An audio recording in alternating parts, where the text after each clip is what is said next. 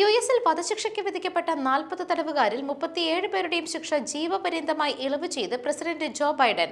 വധശിക്ഷയ്ക്ക് വേണ്ടി വാദിക്കുന്ന ഡൊണാൾഡ് ട്രംപ് പ്രസിഡന്റായി അധികാരമേൽക്കാൻ ദിവസങ്ങൾ മാത്രം ബാക്കി നിൽക്കെയാണ് ബൈഡന്റെ നിർണായക തീരുമാനം. 1500 പേർക്ക് ജയിൽ ശിക്ഷ ഇളവ് ചെയ്ത് 2 ആഴ്ച മുൻപ് ഉത്തരവിറക്കിയിരുന്നു. പോലീസുകാരെയും പട്ടാളക്കാരെയും കൊന്നവരും ലഹരിമരുന്ന് ഇടപാട് നടത്തിയവരും ബാങ്ക് കൊള്ള ചെയ്തവരുമെല്ലാം ശിക്ഷ ഇളവ് ലഭിച്ചവരുടെ കൂട്ടത്തിലുണ്ട്.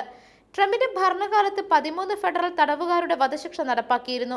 സൗത്ത് കരോലൈനയിൽ പള്ളിയിൽ ആഫ്രിക്കൻ വംശജരായ 9 പേരെ കൊലപ്പെടുത്തിയ ഡിലൻ റൂഫ്, ബോസ്റ്റൺ മാരത്തണിനിടെ സ്ഫോടനം നടത്തിയ ഡിഷ്കോർ സരനെ, പിറ്റ്സ്ബർഗിലെ സിനഗോഗിൽ 11 പേരെ വെടിവെച്ചു കൊന്ന റോബർട്ട് ബവേഴ്സ് എന്നിവർക്ക് മാത്രമേ ഫെഡറൽ സർക്കാരിന്റെ വധശിക്ഷാ തടവുകാരായി ഇനിയുള്ളൂ. 2021 ജനുവരി 20 അധികാരമേറ്റ ബൈഡൻ സർക്കാർ അക്കൊല്ലം തന്നെ വധശിക്ഷയ്ക്ക് മൊറട്ടോറിയം ഏർപ്പെടുത്തിയിരുന്നു. മനുഷ്യക്കടത്തുകാർക്കും ലഹരിമരുന്ന് വിൽപ്പനക്കാർക്കും വധശിക്ഷ നൽകുമെന്ന് നിയുക്ത പ്രസിഡന്റ് ഡൊണാൾഡ് ട്രംപ് തിരഞ്ഞെടുപ്പ് പ്രചരണ വേളയിൽ പ്രഖ്യാപിച്ചിരുന്നു. News desk മെഗ്നവിഷൻ.